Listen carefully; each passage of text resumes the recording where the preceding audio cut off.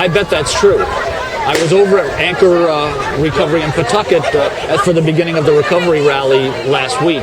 And the stories are very compelling, very moving. And what's fascinating to me is that they are stories that people, regardless of their walk of life, regardless of their background, have in common. Yep. This is something that unites everybody who suffers from all it. walks of life. Right. Absolutely. You're rolling, right?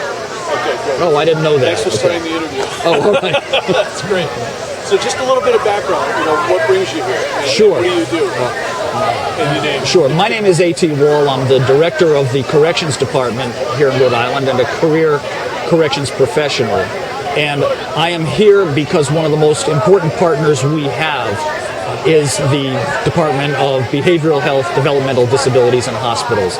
The fact is that over 70% of our offender population is addicted to either narcotics or alcohol or both.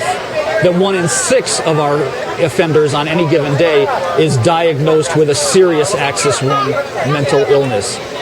This is the kind of place that we need to be and with which we need to make common cause if we're to be effective in our jobs. That's great.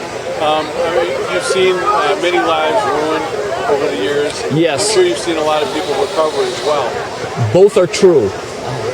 I have seen firsthand the tremendous damage that is done to the perpetrators, to their families, to the victims and their families, and also to public safety and public trust when crimes are committed as a result of the need for drugs or alcohol.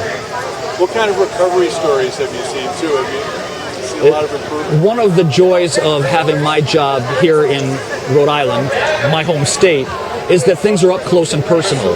I encounter people all the time in the community, and I hear their stories. They come up and they talk, and it's very moving. I remember one recently where a man who spotted me at McDonald's came up and said, "Those programs in the prison saved my life.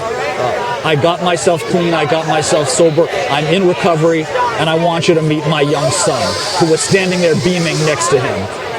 It's tremendously gratifying to see people succeed. What's better than that? Exactly. We at Corrections live for those stories. Absolutely. What do you think about the rally today? I think it's terrific.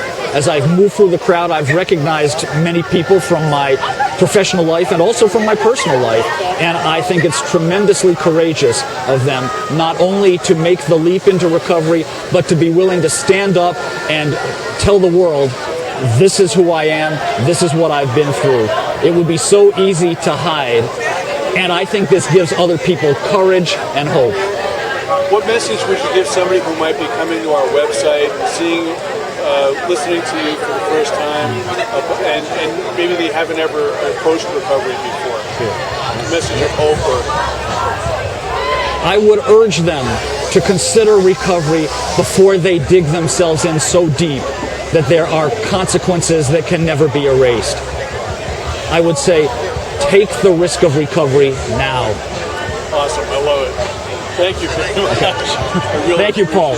Well, even better when you mean it, and I do. I know.